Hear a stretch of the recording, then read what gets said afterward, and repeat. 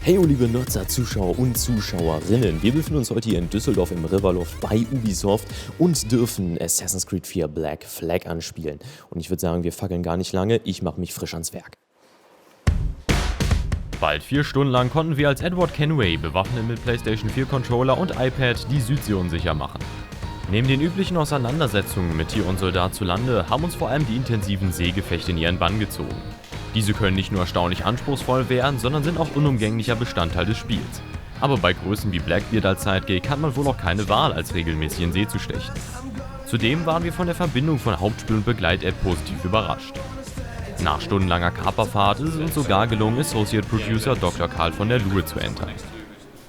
Und wir werden jetzt nochmal ihn ein bisschen aushorchen, was noch so ein paar Einzelheiten des Spiels angeht. Zum Beispiel, wie kam es zum Piraten-setting in Assassin's Creed 4? Okay, so after AC3, during AC3 actually, the scriptwriter Corey May and the scriptwriter of AC4, Darby McDermott, they spoke to each other and they were talking about what would be an interesting time period. So they were saying, we have Connor, we have Hatham, why don't we go back one more generation, have the grandfather of Connor. That coincides with the golden age of piracy. We saw that the naval gameplay from AC3 was very popular. Even before it was released, we knew it was going to be a big hit, so we said, let's build on this. And actually, when we start looking at the history, it's a very interesting period with colorful characters, wonderful, beautiful settings. So it's a perfect match for Assassin's Creed. We still very much feel it's an Assassin's Creed game, and we play to the strengths of the franchise. We have 3 wonderful cities, Havana, Kingston, and Nassau. So all the core gameplay is very much still there. And this whole Assassin versus Templar battle is still very important. At the same time, Edward Kenway does begin as a pirate, and he discovers this battle through the game. So as he learns, the player and the Abstergo employee starts to learn about, oh, hello, there's a battle between Assassin and Templars. What does that mean? What side do I believe in? That sort of thing. Das Organisieren der Assassinen-Gilde, wie in Titeln wie Brotherhood oder im letzten Teil, was ja auch noch vorhanden, fällt aber weg. Stattdessen haben wir jetzt eine Schiffsflotte, die wir managen müssen. Yeah. So we have Kenway's fleet, we call it. So when you successfully board a ship, and you can board any ship in the game, you can choose to either use it to upgrade your ship, take some crew for yourself, or you can send it to Kenway's fleet. So this is a meta game that you can either play within the game or also play it on your companion app, so iOS and Android devices, and play it away from your console. And here you send these ships to missions outside of the game world and collect further resources. As far as the main story missions, about 60% of them are on land and mainly within our cities.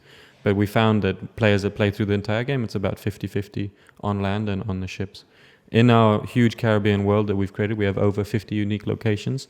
And on top of that, many other just small little islands that you can jump off your ship. And so it really, how the player explores how much time they spend on ships. If they love boarding, they can just keep destroying other ships, boarding and doing that loop. If they love exploring, they can just look for every little island they can find and run around through the trees there. So it's really up to the player how much they want to do of each.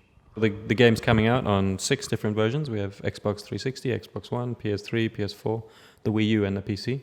So we make sure that the core experience is the same no matter where you play it. You'll always get the same story, you'll get the same cool gameplay experiences. What we can push further for the next gen is graphics, physics, and connectivity.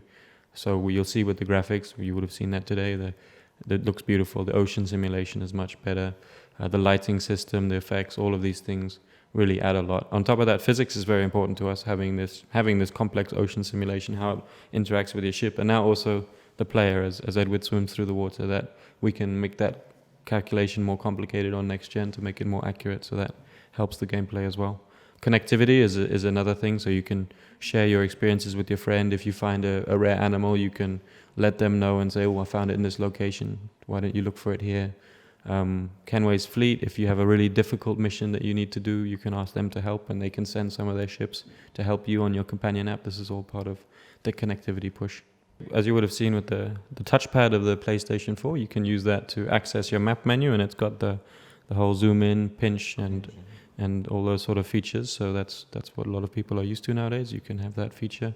For Connect and the other features in general, it's more to do with how you can access the game and the user interface, less about the gameplay. Eine letzte Frage. Und zwar, wir haben jetzt hier die PlayStation 4 gehabt, PlayStation 4 und Assassin's Creed beziehungsweise andere Ubisoft-Titel wie Watch Dogs stehen schon seit Ankündigung der Konsolen sehr stark miteinander in Verbindung. Wie wahrscheinlich ist es, dass es bei Release der Konsole ein Bundle geben wird, wo Assassin's Creed 4 direkt mit enthalten ist?